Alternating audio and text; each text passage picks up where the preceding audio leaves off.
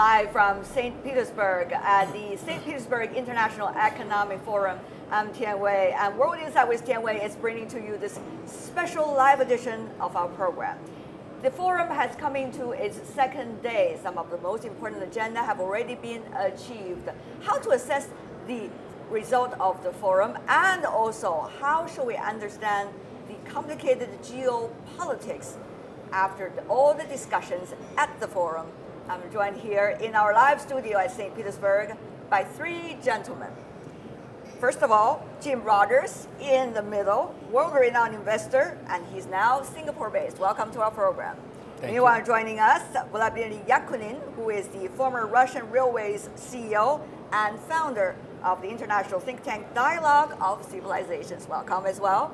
Last but certainly not least, Mr. Sitao, Chief Economist and partner of Deloitte China.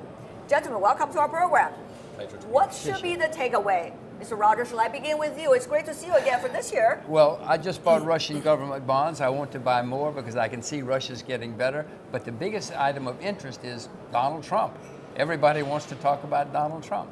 Really? Is that also your interest, Mr. Yakunin, Donald Trump Not only? from the plenary, because during the plenary, Mr. Putin concentrated on internal aspects of further development of Russian economy, as you of course remember, and he was talking about better climate, how to protect the interest of investors. Politics came through the questions of the journalists. Aren't they the most important questions though? The politics?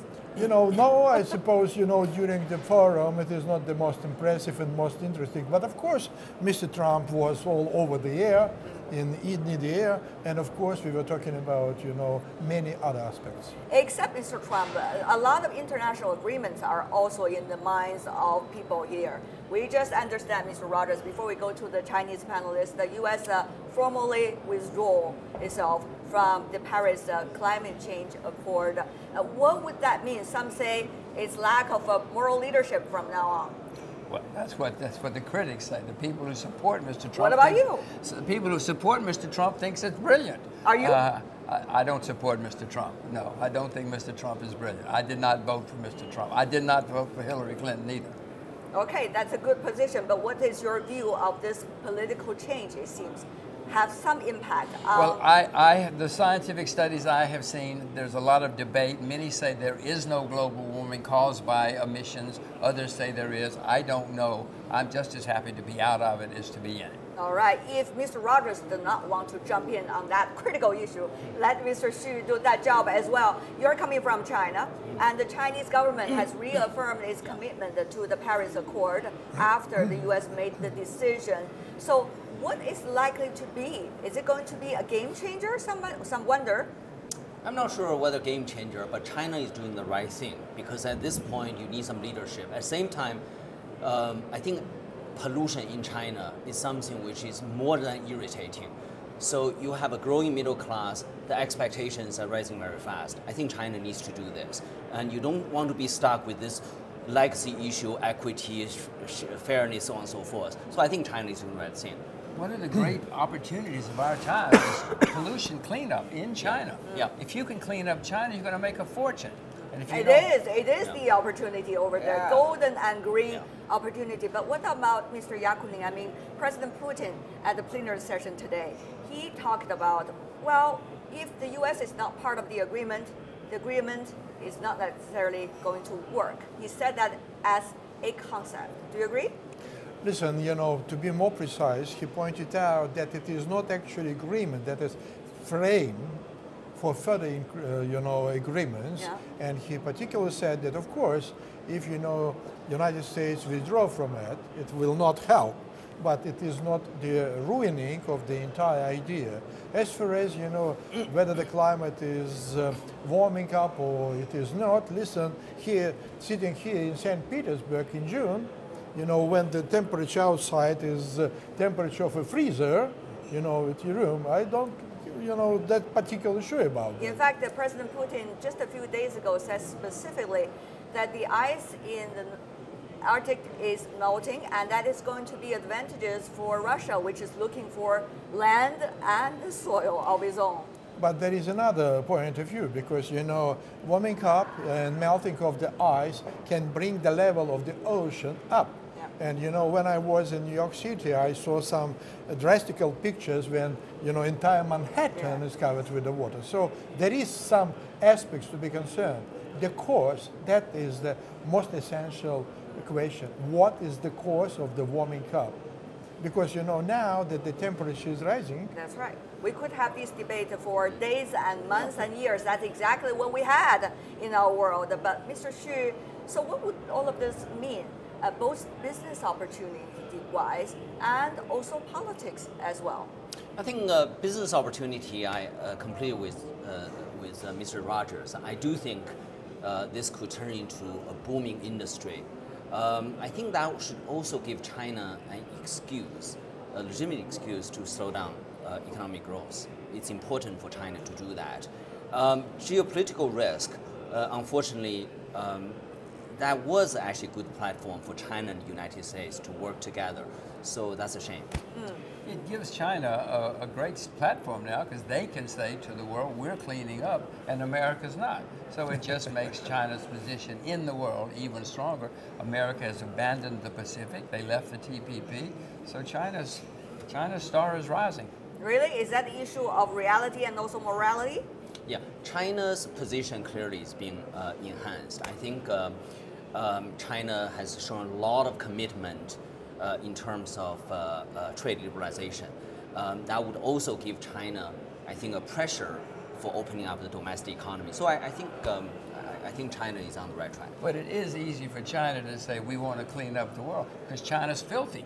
They got to clean up. As I said, there are great opportunities. China cleaning up its own land and its own air is contributing to the great emission cut and controls of the whole world. Having said that, though, there are other layers of this forum, even though it is about economic issues. But geopolitics has always been having an impact. And Mr. Yakunin, President Putin at the plenary session talking about the role of NATO, he said this is mainly should be about anti-terrorism, and as a result of that, he will welcome that. Of course, Mr. Rogers, that was what President Trump was proposing during the NATO summit just held a bit earlier. So do you think with these two leaders trying to work out a common ground, will that be the common ground for the others?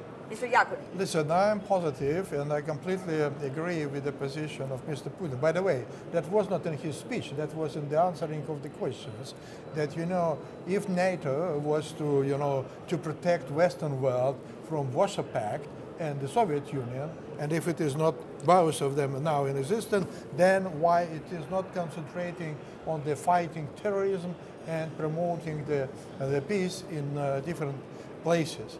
But as far as Russian and American leaders are concerned, they are not the sovereigns of the world. It is not possible that they sit together, they agreed. You know, it should be a common agreement what the leaders should do. G20 is coming, by the way. G20 is coming, and there is also the BRICS summit. Of course, China, Russia, India, South Africa, and also Brazil gonna join together. Mr. Rogers, President Putin also at the plenary session talking about willing to work on that platform together with the Indian Prime Minister. But to what extent will that come true? Well, the world needs something to compete with the U.S. The U.S. dollar needs something to compete with the U.S. dollar. It needs something to compete with the World Bank, and China and Russia and India are saying, let's do it. Let's come up with it. We have enough people. They have 3 billion people and a lot of money. And so they're coming up with things which are not good for America. America's dominated all of these things, and now America's going to have competition. You seem to be very open-minded about that. Mr. Xu? Yeah, is that I think this, yes. No, well, these 3 countries, well, nothing wrong with the competition, right? You can compete, you can collaborate at the same time. But these 3 countries, they can all learn from each other. For example, today, Prime Minister Modi said you need maximum governors, minimize government, and you need to give red carpet to business people. I think that's a very powerful message. I think perhaps China could also take a page from what is happening in India. The hustling and bustling of the conference, you can even hear through your ears right now. It seems that the conference is getting ever more active. Having said that, though, will the cooperation as a result of this conference getting ever more active? Mr. Yakunin, I know you've been working on infrastructure and also railway, of course. The Belt and Road Initiative coming from China, the Eurasian Economic Corridor coming from Russia. People are debating about this. Is this going to be complementary or competition? This is another question people have been talking for a long time. Listen, politically, the question got the answer during visit of President Xi Jinping in February 2014. In their conversation with Mr. Putin, Mr. Xi Jinping particularly showed that this One Belt, One Road initiative is not competitive to, the initiatives of Russia. And that was kind of suggestion to cooperate. That is my particular opinion, that there are fields for competition, of course, but there is one field in which we should not compete, we should cooperate.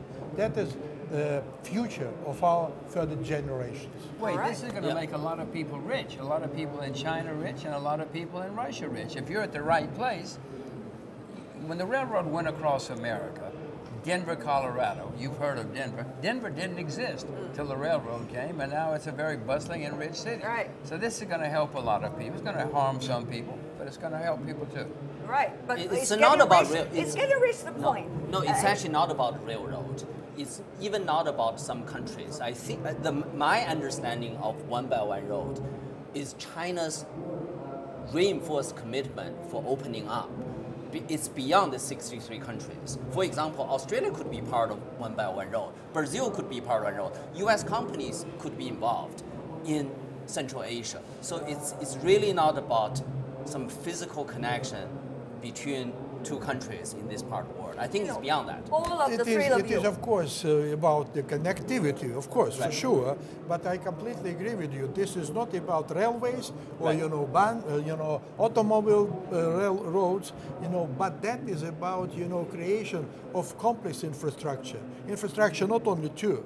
This is also water supply, this is energy supply, that is infrastructure of knowledge, that is infrastructure of culture. And in this meaning, I completely agree with you. This is kind of opening up to the world. Okay, yeah. This is the founder of international civilization talking about here. Absolutely. Having said all of this, I mean, gentlemen, seriously speaking, there are a lot of things flying around these days. So many possibilities, whether it's about geopolitics or it's about economic and business opportunities.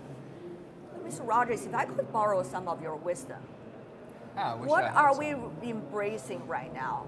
A search of ideas or a search of leadership? Are they going to come together?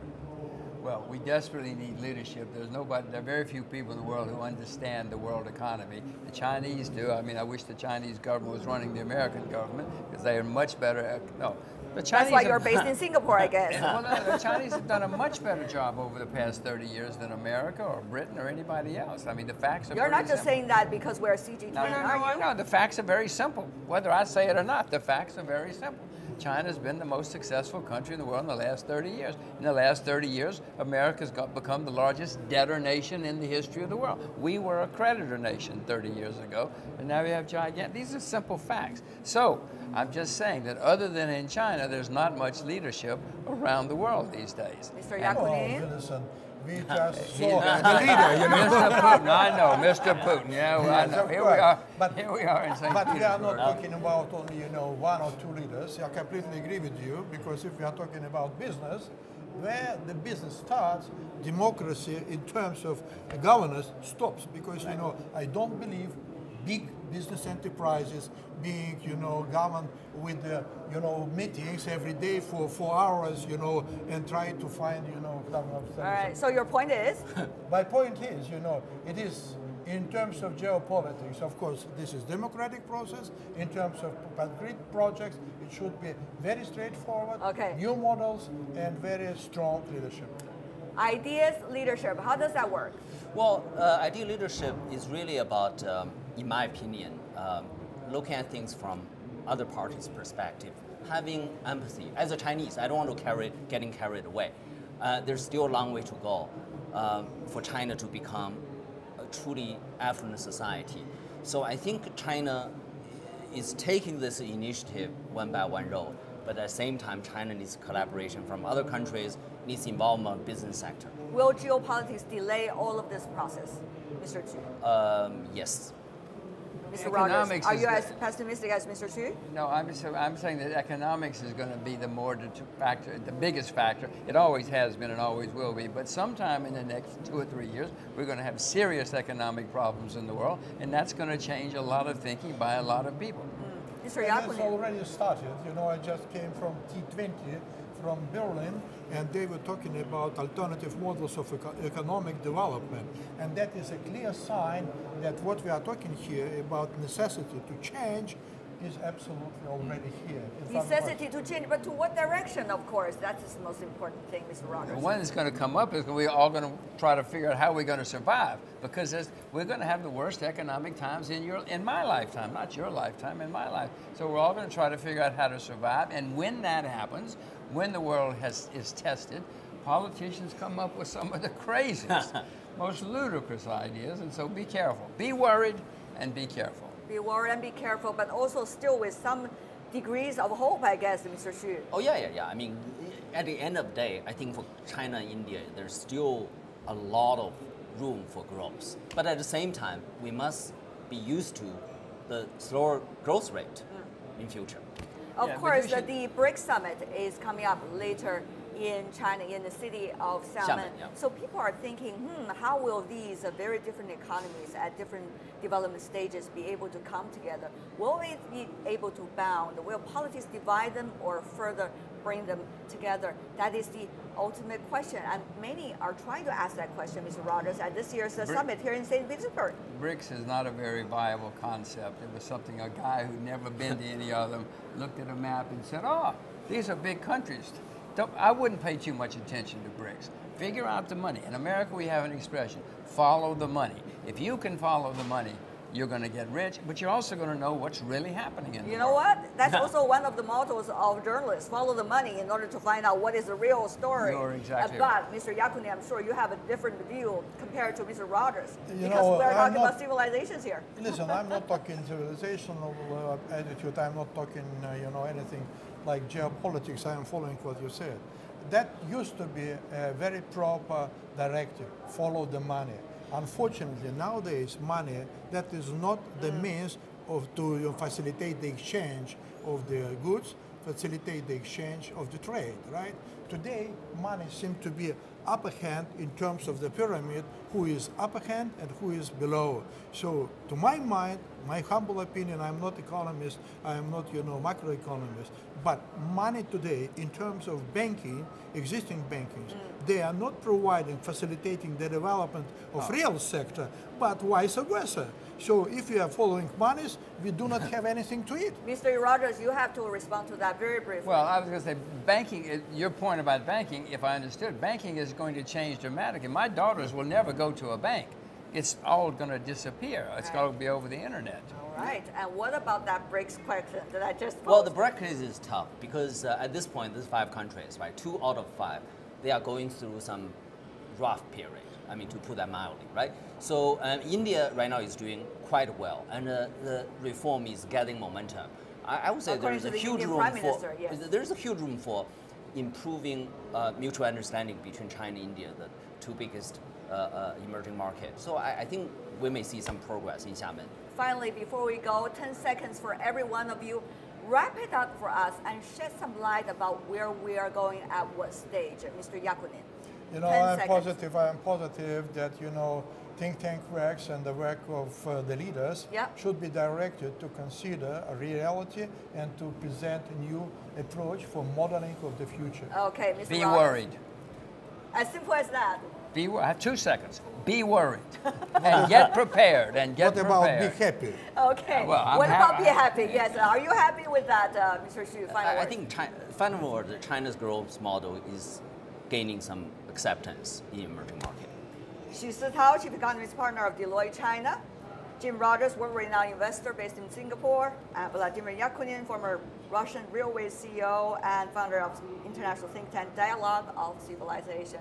Gentlemen, what a pleasure to have the 3 of you at the St. Petersburg International Economic Forum here in Russia. Thank you so much for joining us. Thank you. And you've been watching a live edition of a special program, World Insight with Tian Wei, coming to you on CGTN. We're coming to the end of today's program. A lot of takeaway from this year's forum, and yet a lot of work to be done. Thank you for being with us, and bye for now.